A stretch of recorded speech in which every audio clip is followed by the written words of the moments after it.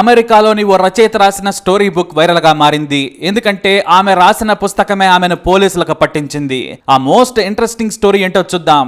అమెరికాలోని పార్క్ సిటీకి చెందిన కౌరీ రిచెన్స్ అనే 33 ఏళ్ల మహిళ ఆర్ యు విత్ మీ అనే చిన్నపిల్లల బుక్ ను రాసింది. దీనిని ప్రముఖ సంస్థ పబ్లిష్ చేసింది. ఈ రిచెన్స్ రియల్ ఎస్టేట్ ఏజెంట్, భారీగా డబ్బు సంపాదించింది. అయితే ఆమె భర్త ఎరిక్ సడన్ గా చనిపోయాడు. దీంతో ఆమె ముగ్గురు పిల్లలకు తండ్రి గుర్తుగా ఏదైనా చేయాలనుకుంది. బాగా నవలలు చదివే అలవాటున్న రిచెన్స్ కు రచయిత కావాలన్న కోరిక కూడా ఉండేది. సరిగ్గా చెప్పాలంటే ఆమె మంచి రచయిత, బాగా మాట్లాడగలదు. ఎన్నో పెద్ద పెద్ద డీల్స్ ను తన మాటకారితనంతో క్లోజ్ చేసి కోట్లు సంపాదించింది. అందుకే భర్త చనిపోయాక తాను ఎంత వేదన చెందాను, పిల్లలను తండ్రి లేని జీవితంలోని మార్పులకు ఎలా అలవాటు చేయాలో పడ్డ కష్టాలతో పుస్తకం రాసింది. అంతేకాదు తండ్రి మరణం వల్ల కలిగిన భావోద్వేగాల నుంచి పిల్లలను బయటపడేసేందుకు ఈ బుక్ పనికొస్తుందని ఆమె పుస్తకం విడుదల సందర్భంగా బుక్ క్రిటిక్స్, జర్నలిస్టులతో ఏర్పాటు చేసిన విందులో కూడా చెప్పింది.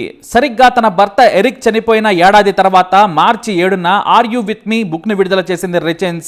అంతేకాదు ఆ సాల్ట్ లేక్ సిటీలో చేసిన బుక్ ప్రమోషన్ సూపర్ హిట్ అయింది. ప్రముఖ మీడియా సంస్థలకు ఆమె ఇంటర్వ్యూలు కూడా ఇస్తుంది. నేను నా పిల్లలు కలిసే ఈ బుక్ రాశామని చెప్పింది. ఇందులో డిఫరెంట్ ఎమోషన్స్ ఉన్నాయి. ఎలాంటి కష్టాన్నైనా ఎదుర్కొనే ధైర్యం ఈ పుస్తకం చదివిన పిల్లలకు వస్తోంది. అంతేకాదు నా పిల్లలకు కూడా ఇది శాంతన చేకూర్చింది. వాళ్ళ నాన్న ఇక్కడే ఉన్నాడు కానీ మరో రూపంలో అని మీడియా ముందు కన్నీటి బొట్లు కారుస్తూ చెప్పింది రిచెన్స్. దీంతో ఆమె కష్టాలను చూసి సోషల్ మీడియాలో చదివిన వారు ఆ పుస్తకాన్ని కొనేస్తూ ఉన్నారు. సరిగ్గా ఇదే సమయంలో రిచెన్స్ భర్త ఎరిక్ ప్రాణ స్నేహితుడు ఆ బుక్ ను చదివాడు. అప్పుడే అతనికి ఓ విషయం గుర్తొచ్చింది. అందులోని రిచెన్స్ మాటలు తనకు అనుమానంగా అబద్ధాలుగా తోచాయి. మరీ ముఖ్యంగా ఎరిక్ అనారోగ్యంతో బాధపడిన రోజులను అందులో శుద్ధ అబద్ధాలుగా రాసింది. ఎందుకంటే ఎరిక్ గురించి ఆమె కంటే అతని స్నేహితుడికే బాగా తెలుసు. తనకు ఏ బాధ ఉన్నా సరే అతనితోనే పంచుకునేవాడు. డబ్బులు కావాలన్నా సరే అడిగి తీసుకునేవాడు. అతనికి కూడా ఎన్నో సార్లు సాయం చేశాడు. వారి మధ్య 15 ఏళ్ల స్నేహం ఉంది. దీంతో ఆ బుక్ ను చదివి పోలీసులను కలిసి తన అనుమానాలను చెప్పాడు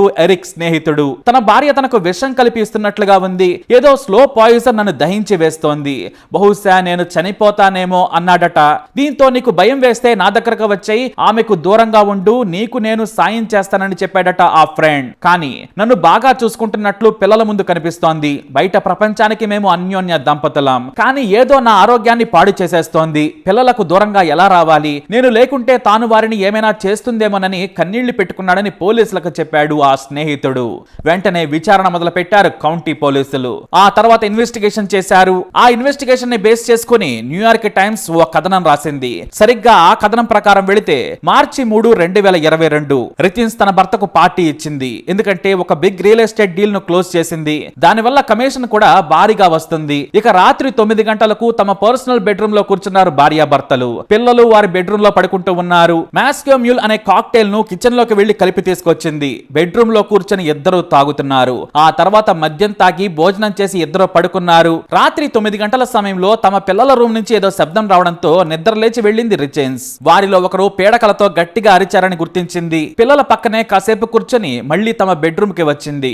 అయితే తన భర్త పక్కనే పడుకోగా అతని శరీరం చల్లగా తాకింది. పిలవడంతో ఎరిక్ కదలడం లేదు. దీంతో వెంటనే కంగారుగా 911 కి కాల్ చేసింది. నా భర్త శరీరం ముట్టుకుంటే చల్లగా ఉంది, కదలడం లేదు, ప్లీజ్ హెల్ప్ అంటూ ఏడుస్తూ చెప్పింది రిచెన్స్. 10 నిమిషాల్లో సమ్మిట్ కౌంట్ షరీఫ్లతో పాటు ఎమర్జెన్సీ మెడికల్ టీం వారి ఇంటికి రాత్రి 3:15 చేరుకున్నారు. వారు వెళ్లేసరికి ఎరిక్ బెడ్ మీద లేడు, నేలపై అచేతన స్థితిలో పడి ఉన్నాడు. సిపిఆర్ చేసి బ్రతికించే ప్రయత్నం చేశారు. కానీ పల్స్ కొట్టుకోవడం లేదని గుర్తించి చనిపోయాడని డాక్టర్ సిబ్బంది చెప్పేశారు. పోలీసులు విచారణ చేసి ఆమెను ప్రశ్నించారు. మీ ఫోన్ నుంచి కాకుండా మీ భర్త ఫోన్ నుంచి ఎందుకు కాల్ చేశారని అడిగారు. నా ఫోన్ ఛార్జింగ్ పెట్టాను, నేను టచ్ చేయలేదని చెప్పింది. కానీ ఆ రాత్రి నుంచి 3 గంటల వరకు పలుమార్లు లాక్ చేసి అన్లాక్ చేసినట్లు కూడా గుర్తించారు పోలీసులు. దీంతో డిసెంబర్ 2021 నుంచి 2022 వరకు కాల్ డేటాను, మెసేజ్లను రీట్రీవ్ చేశారు. ఆమె సిఎల్ అనే వ్యక్తిని పలుమార్లు కలిసింది. పలుమార్లు ఫోన్ లో కూడా మాట్లాడింది. అతనిపై డ్రగ్ రిలేటెడ్ కేసులున్నాయి. అతను డ్రగ్ డీలర్. జైలుకు కూడా వెళ్లి వచ్చాడు.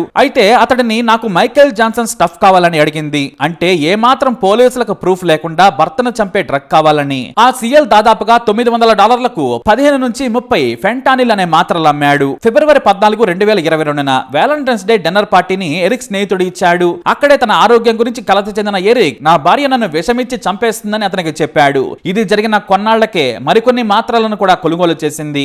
ఈసారి నొప్పి తగ్గడం లేదు, మరింత తీవ్రత ఉన్న మాత్రలు కావాలని కోడ్ లాంగ్వేజ్ లో అడిగినట్లు కాల్ రికార్డ్ లో ఉంది. అంటే మెల్లిగా భర్తకి స్లో పాయిజన్ ఇచ్చింది. ఇవి నరాల మీద పనిచేసి మెల్లిగా ప్రాణం తీస్తాయి. కలిగిస్తాయి. సరిగ్గా తన స్నేహితుడికి తనకు భార్య నుంచి ప్రాణహాని ఉందని చెప్పిన కొద్ది రోజులకే ఆసుపత్రి పాలయ్యాడు.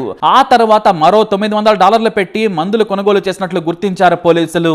ఈ కొనుగోలు జరిగిన 6 రోజులకే ఎరిక్ చనిపోయాడు. ఇటు టాక్సికాలజీ రిపోర్ట్ లో కూడా ఎరిక్ శరీరంలో మోతాదుకు మించి డ్రగ్ ఆనవాళ్లు ఉన్నాయని తేలింది. దీంతో పోలీసులు ఆమె మీద హత్యా నేరం మోపి అరెస్టు చేశారు. అయితే తాను కేవలం ఆ రోజు మద్యం మాత్రమే ఇచ్చాను, డ్రగ్స్ అతనే తీసుకుంటాడని కొత్త కథ అల్లింది. మరి మీరు కొనుగోలు చేసిన వాటి సంగతి ఏంటి చెప్పమంటే ఆమె దగ్గర సరైన సమాధానం లేదు. అలా ఆవేశంలో పుస్తకం రాసేసింది. ఇక అంతా మరిచిపోయారు అనుకున్న టైంలో స్నేహితుడు ఇచ్చిన కంప్లైంట్ తో కేసు బయటకు వచ్చింది.